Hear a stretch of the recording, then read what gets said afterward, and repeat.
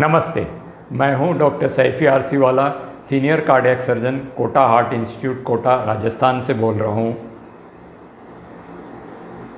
Video शुरू करने के पहले मैं डॉक्टर अर्चना शर्मा को याद करूंगा और उन्हें अपनी भावपूर्ण श्रद्धांजलि अर्पित करता हूं। मेरे सारे मुस्लिम भाइयों और बहनों को मैं रमज़ान की मुबारकबादी देता हूं और हिंदू भाइयों और बहनों को मैं नव वर्ष की शुभकामनाएं देता हूं। इसके साथ हम आज का वीडियो हेल्थ रेशो और स्ट्रेस यानी कि तनाव के बारे में बात करेंगे। तनाव यानी कि स्ट्रेस दो टाइप के होते हैं। एक होता है फिज़िकल स्ट्रेस यानी कि शारीरिक तनाव, और दूसरा होता है मेंटल स्ट्रेस यानी कि मानसिक तनाव।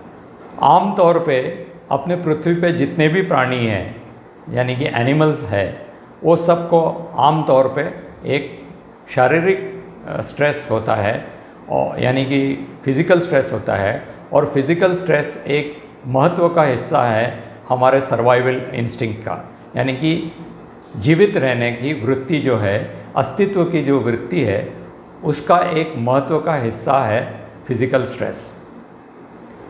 क्योंकि हम मनुष्य हैं और हमारा ब्रेन अच्छे से डेवलप्ड है, इसलिए हमें और एक पहलू ऐड होता है जिसे हम मेंटल स्ट्रेस कहते हैं, यानी कि मानसिक तनाव कहते हैं। दूसरे प्राणियों में मानसिक तनाव इतना दिखाई नहीं देता जितना फिज़िकल स्ट्रेस दिखता है, क्योंकि उन्हें सर्वाइव होना आता है, दूसरे एनिमल्स से प्रोटेक्ट अपने आप को करना होता है, इसलिए उन्हें फिज़िकल स्ट्रेस ज़्यादा होता है मानसिक स्ट्रेस की बजाय।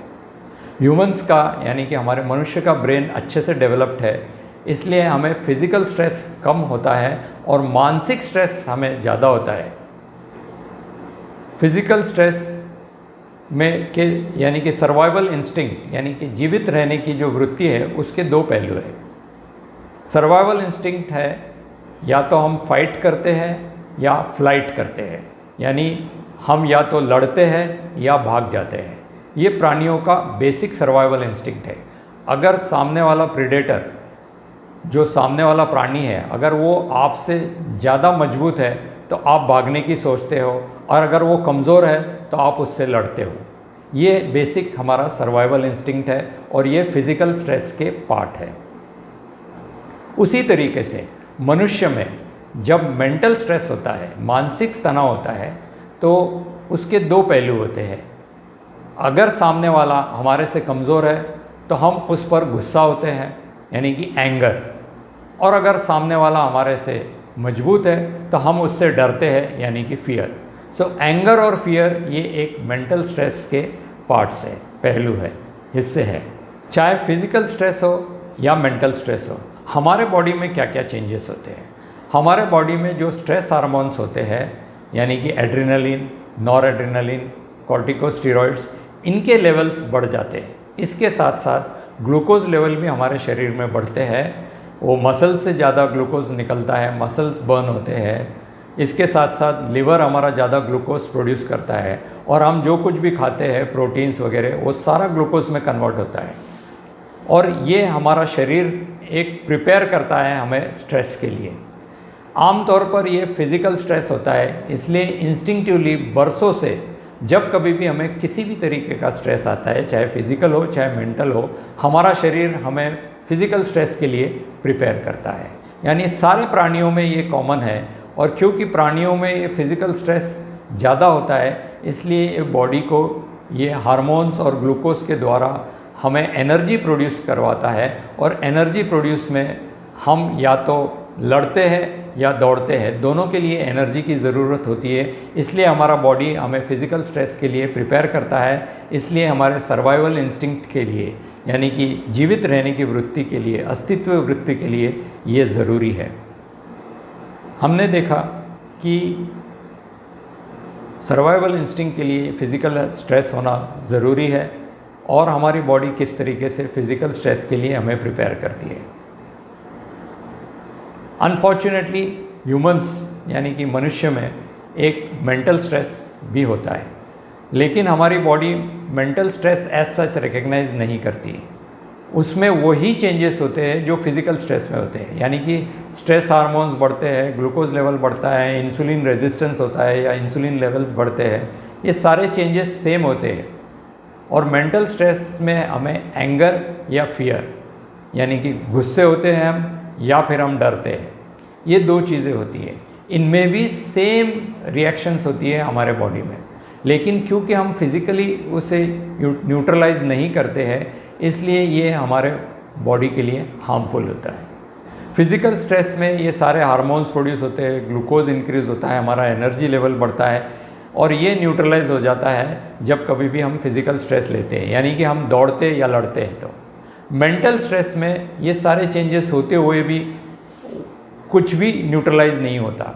ये हार्मोन्स ना तो न्यूट्रलाइज होते हैं, ना तो ग्लूकोज यूज़ होता है, इसलिए ये हमारे बॉडी को हार्म करता है। ग्लूकोज लेवल बढ़ता है जिससे डायबिटीज़ हमारा इंक्रीज़ हो सकता है, इंसुलिन रेजिस्टेंस होता है, एड्रेनालिन नॉर एड्रेनालिन से हमारा हार्ट रेट बढ़ जाता है, हार्ट तेज़ी से चलने लगता है, ब्लड प्रेशर बढ़ता है, और हमें हार्ट अटैक आने की भी संभावना होती है इसके कारण। इसलिए मेंटल स्ट्रेस हमारे शरीर को इस तरीके से डैमेज करता है, क्योंकि फिज़िकली हम उसे कुछ नहीं करते न्यूट्रलाइज करने के लिए। आमतौर पे देखा जाए तो एक्सरसाइज एक कंट्रोल्ड फिज़िकल स्ट्रेस है।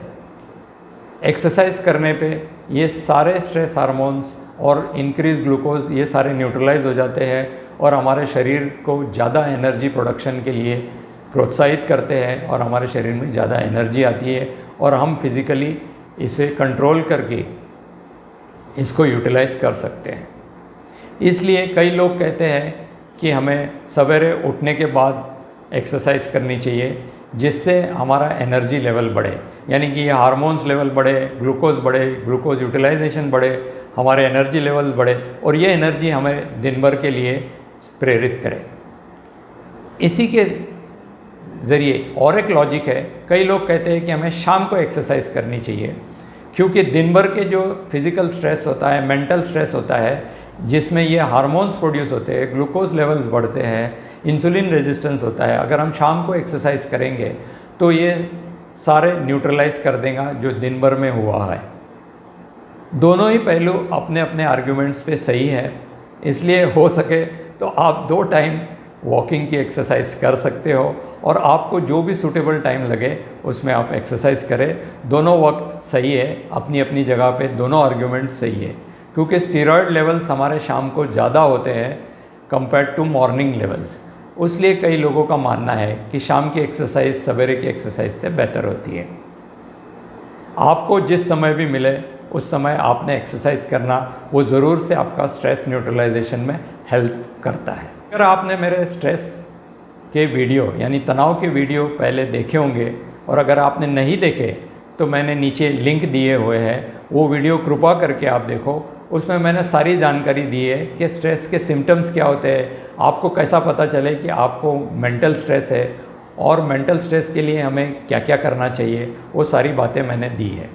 फिर भी मैं एक बार दोहराऊंगा कि मेंटल स्ट्रेस के कारण हमें बहुत सारे प्रॉब्लम्स आ सकते हैं। मैंने ऑलरेडी बताया कि ये जो स्ट्रेस हार्मोन्स होते हैं इनकी लेवल्स बढ़ती है, डायबिटीज़ ग्लूकोज की लेवल्स बढ़ती है, इसलिए डायबिटीज़ अनकंट्रोल्ड हो सकता है, और ये हार्मोन्स की वजह से हमारा हार्ट रेट बढ़ सकता है, ब्लड प्रेशर बढ़ सकता है, हमें हार्ट अटैक आ सकता है। इसके अलावा जो दूसरे शारीरिक प्रॉब्लम्स आ सकते हैं, जैसे कि गैस्ट्रो इंटेस्टाइनल प्रॉब्लम्स आ सकते हैं, एसिडिटी बढ़ सकती है, हमारे पेट में गड़बड़ हो सकती है, डायरिया हो सकता है, कॉन्स्टिपेशन हो सकता है, बवासीर के प्रॉब्लम्स हो सकते हैं, फिशर्स हो सकते हैं, एनल फिशर्स हो सकते हैं। इसके अलावा सर दर्द होता है, स्लीप, हमें नींद ठीक से नहीं आती, हम डिप्रेशन में जा सकते हैं। तो ये सारी चीज़ें मेंटल स्ट्रेस से हमें हो सकती है।